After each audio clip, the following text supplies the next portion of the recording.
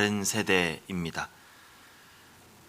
신앙의 전수가 제대로 이루어지지 않았고 일어나야 할 다음 세대가 아니라 다른 세대가 되어버린 모습을 오늘 말씀 속에서 발견하게 됩니다. 여호수아와 또 그와 함께 했던 장로들이 죽고 난 이후에 이스라엘이 변질될 수밖에 없었던 가장 큰 이유가 바로 이것입니다. 다른 세대가 세워진 것, 건강한 다음 세대가 세워진 것이 아니라 다른 세대가 세워지게 된 가장 큰 이유는 하나님이 전해지지 못하였다는 것입니다. 올바른 신앙의 계승이 완성되지 못하였다는 것입니다. 여호와의 사자가 길갈에서부터 이스라엘 백성들이 있는 보김에 올라와서 말하는 장면으로 오늘 본문이 시작됩니다. 신실하신 하나님께서는 이스라엘을 향해서 항상 그 언약에 충실하셨습니다.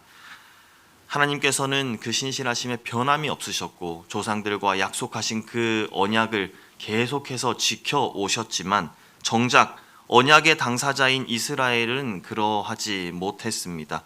그것을 지금 여호와의 사자가 나타나 책망하고 있는 것입니다. 약속은 서로가 서로에게 성실할 때, 서로가 서로에게 신실할 때 그때에만 유효한 것입니다. 이제는 이스라엘 쪽에서 하나님과의 언약을 어겼기 때문에 그 약속은 이제 파기된 것입니다. 하나님께서는 이스라엘의 조상들에게 약속하신 것처럼 그들을 억압으로부터 그 애굽으로부터 인도해 내셨고 또 약속하신 것처럼 약속의 땅 가나안에 도달하게 하셨습니다. 그리고 하나님께서는 계속해서 그 언약을 확인시켜 주셨는데 그것은 그 언약 영원히 변치 않을 것이고 조상들과 함께했던 하나님 이스라엘의 자손들과도 여전히 함께 하실 것이고 하나님께서 그 백성들을 지키시고 동행하실 것이라 그렇게 약속하셨지만 이스라엘은 하나님과의 언약을 깨뜨리고 하나님께서 정복하라 한 이방 민족과 오히려 그들과 언약하는 모습 말씀을 통해 발견하게 되는 것입니다. 이방 신들을 섬기는 제단을 헐어버려라 라고 하나님께서는 분명히 말씀하셨지만 이스라엘 백성은 그렇게 하지 않았습니다. 이에 대해서 하나님의 사자가 나타나 이제 너희가 어찌 그리하였느냐라고 물으며 탄식하는 장면을 오늘 발견할 수 있습니다. 이제 깨어진 하나님과의 관계에 대해서 그 언약에 대해서 하나님께서 말씀하십니다. 우리 3절 말씀 함께 보시겠습니다. 그러므로 내가 또 말하기를 내가 그들을 너희 앞에서 쫓아내지 아니하리니 그들이 너희 옆구리에 가시가 될 것이며 그들의 신들이 너희에게 올무가 되리라 하였노라. 아멘. 하나님께서 이제 그 백성들을 쫓아내지 아니하리라 말씀하시고 남겨둔 그들이 너희 옆구리에 가시가 될 것이고 그들의 신들은 너희에게 덫이 될 것이다 라고 그렇게 말씀하십니다. 무서운 말씀입니다. 이에 반응하는 이스라엘의 모습이 너무나 가슴 아픈 그러한 모습입니다. 이 말을 듣고 이스라엘 백성은 웁니다. 통곡합니다. 아니 하나님 없이 살아보겠다고 다짐을 한 것이면은 하나님이 떠나가시던 하나님이 함께 하지 않으시던 개의치 않아야 하는 것 아닙니까? 근데 이제 하나님께서 내가 더 이상 너희 앞서 일하지 않겠다 말씀하시니 그 말씀을 듣고 우는 것이 이스라엘의 모습입니다. 왜 울었을까요? 하나님 너무 가혹합니다라는 것입니까? 아니면 이제서야 사태의 심각성을 느끼게 된 것입니까? 이렇게까지 될 줄 몰랐는데 하나님 너무하신 것 아닙니까? 그런 것이었을까요? 하나님의 그러한 책망의 말씀에 곧장 반응하고 회개하고 자복했더라면 좋았을 것을 이스라엘 백성은 그저 울며 그렇게 본문은 마무리됩니다. 그 울음으로 그냥 끝이 납니다. 하나님의 말씀을 주의 깊게 듣지 않았던 백성들의 안타까운 모습입니다. 약속의 땅에 도착하여 이제 하나님께서 주인 되시는 그 나라의 모습을 갖추어 가야 하는 그 시점에서 그 중요한 부분에서 이스라엘 백성들 너무 안일했던 것입니다. 하나님께서는 분명히 말씀하셨지만 이스라엘 백성들 마음 가운데 있었던 그 생각은 이 정도는 괜찮겠지. 뭐 이런 것 하나 정도야 큰 일 없겠지. 별것 아니지. 라는 그러한 안일한 모습이 돌이킬 수 없는 하나님의 진노를 자처하고 말았던 것입니다. 하나님께서 이제 너희와 같이 하지 않겠다. 내가 앞서 일하지 않을 것이다. 너희 알아서 해보아라. 그 말씀을 듣고 이스라엘 백성들 통곡합니다. 하나님이 원하는 존재 방식을 따라 살아가는 것이 하나님의 백성의 모습인 줄 믿습니다. 하나님 인도하심으로 거의 힘들이지 않고 가나안 땅을 정복한 이스라엘, 그들에게는 어떠한 상황이 펼쳐져 있었습니까? 풍요로운 그 상황 속에서 이제는 안정으로 돌입하게 되는 그러한 시기에 안타깝게도 이스라엘은 자만하게 되었고 교만하게 되었습니다. 이제는 하나님을 의지하는 것이 아니라 자신들의 생각을 따라서 자신들의 계획대로 그렇게 살아가게 된 것입니다. 위기 속에서, 문제 앞에서 우리는 오히려 하나님을 더욱 의지하고 하나님을 더욱 붙잡게 됩니다. 그럴 때 우리가 어떠한 기도를 하나님께 드렸습니까? 하나님, 어려운 이 시기 지나고 나면 이제 평안함 가운데에서도 교만하지 않겠습니다. 자만하지 않겠습니다.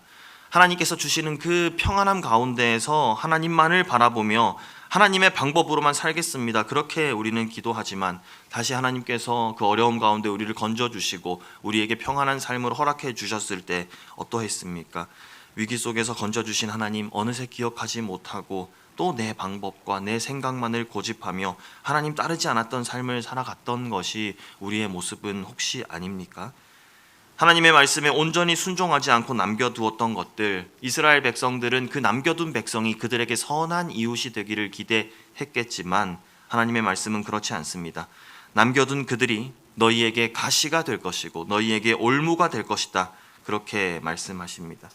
그 말을 들은 이스라엘이 울었던 그 땅의 이름이 복임이 되었습니다. 문자 그대로 말 그대로 백성들이 그곳에서 대성통곡했다라는 의미의 땅이 되었습니다. 허락하신 새 땅에 들어온 이스라엘 백성에게 나타나는 참 부끄러운 모습입니다. 가나안 땅이 약속의 땅, 허락하신 새 땅이 될 수 있었던 것은 하나님의 은혜로 인해 가능한 일이었습니다. 저절로 그 땅이 축복의 땅이 되고 저절로 그 땅이 안전한 땅이 되는 것이 아닙니다.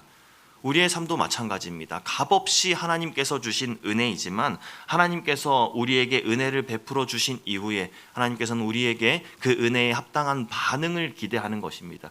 그 은혜의 입음을 잊어버리기를, 망각해버리기를 원하는 것이 하나님이 절대 아니라는 것입니다. 그 은혜에 대한 감사가 없고 하나님의 말씀에 대한 순종이 없다면 좌표상으로는 그 땅이 약속하신 땅, 그 거룩한 땅, 가나안 땅이 맞습니다. 하지만 그 땅에서 하나님의 은혜에 대한 감사를 잃어버릴 때에, 그 땅에서 하나님 말씀에 대한 순종함이 없을 때에 그 땅은 더 이상 축복의 땅이 아닙니다. 슬픔과 통곡의 땅이 되는 모습을 우리가 말씀을 통해 살펴볼 수 있습니다. 가나안 지역에 있어서는 안 될 지명이 오늘 탄생했습니다. 하나님께서 약속하신 그 땅 안에 한 동네의 이름이 통곡하는 지역이 되었습니다. 우는 곳이 되었습니다.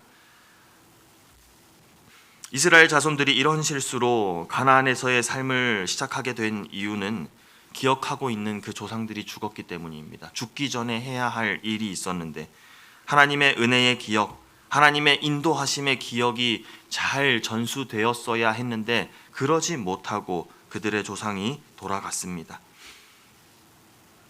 기억의 전달이 완성되지 않은 채로 그들의 조상들이 죽자 이제 하나님이 하신 일을 모르는 자손들이 하나님의 백성이라는 이름만 가지고 또 그렇게 살아가며 참 많은 실수를 하게 됩니다. 하나님의 백성이 하나님을 섬겨야 할 이유를 잃어버리게 되었을 때에 하나님을 알지 못하는 세대가 세워진 것입니다. 바라옵고 원하옵기는 우리의 다음 세대가 다른 세대로 불려지는 그러한 안타깝고 어처구니 없는 일이 벌어지지 않기를 간절히 소망합니다. 건강한 그러한 다음 세대로 세워지기 위해서 그 가운데 하나님만을 향한 그러한 마음과 하나님을 신뢰하고 하나님을 의지하는 그러한 모습들이 잘 계승되어야 합니다. 우리 교회의 다음 세대들이 그러한 모습이 되기를 간절히 소망합니다. 이스라엘의 자녀들도 말씀을 듣지 못하지 않았을 것입니다. 그들이 말씀을 몰랐던 것이 아닙니다. 그들이 하나님에 대한 지식이 없었던 것이 아닙니다. 기도하며 간구하는 것은 우리 다음 세대가 또 우리 자녀들에게 하나님께서 인격적으로 찾아와 주시고 하나님과의 인격적인 만남이 있기를 소망합니다. 지식에서만 끝나는 것이 아니라 하나님과의 인격적인 관계로 나아가는 그러한 건강한 우리 자녀들 되기를 소망합니다. 신앙의 계승이 잘 이루어지는, 또 우리 성도님들이 그러하신 것처럼 하나님을 경외하는 모습이 잘 전수되어지고 전달되어져서 오히려 더 발전하고 발전하고 온전하여지는 우리의 자녀들, 또 우리 교회의 다음 세대들 되기를 간절히 소망합니다. 아멘. 우리 함께 기도하겠습니다.